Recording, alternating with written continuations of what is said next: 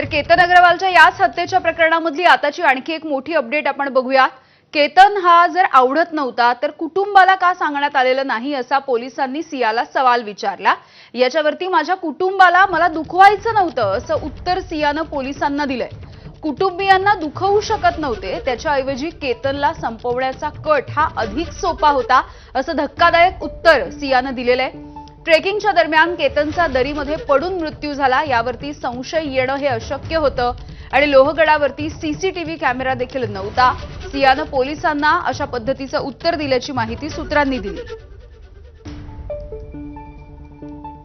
सूरज ओझा आमचे प्रतिनिधी आपल्याला या संदर्भात अधिकची माहिती देत आहेत। सूरज, वारंवार असा प्रश्न आपल्याही मनामध्ये येतो की केतनची हत्या करेपर्यंत हे प्रकरण जाण्याची गरज नव्हती, कुटुंबाला हा नकार सांगता आलेला येऊ शकत होता, मात्र सियाच्या या उत्तरातून धक्कादायक अशी माहिती सध्या समोर येते आहे। नक्की पोलिसांचा पण असाच प्रश्न होता की बाबा या प्रकारच्या स्टेप घेण्याआधी फॅमिलीला जर सांगितलं असतं, त्यांना विश्वासात घेतलं असतं तर ही गोष्ट इथपर्यंत आली नसती।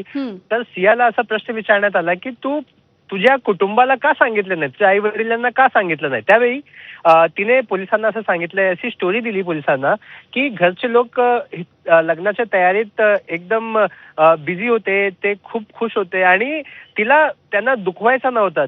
ते जे त्यांची जी हॅपीनेस आहे ती त्यांना अनहॅपीनेस मध्ये कन्वर्ट करायची नव्हती आणि ती खूपच जे कुटुंब आहे त्यांच्या मनात कुठल्याही प्रकारचं दुःख येऊ नये यासाठी तिला असं वाटलं की ट्रॅकिंगच्या वेळी हा ऍक्सिडेंटली खाली पडला आणि त्यामुळे लग्न मोडून गेला।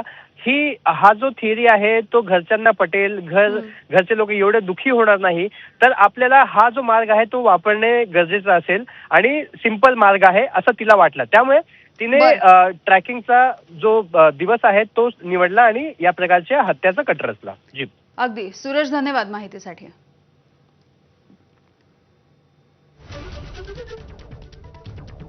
बघूयात पुढची बातमी आहे गोकुळ गीते यांनी केलेल्या काही वक्तव्यांची।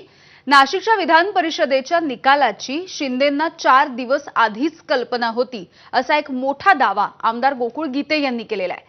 सुप्रिया सुळे यांच्या मुलीच्या लग्नामध्ये श्रीकांत शिंदे आणि माझी भेट देखील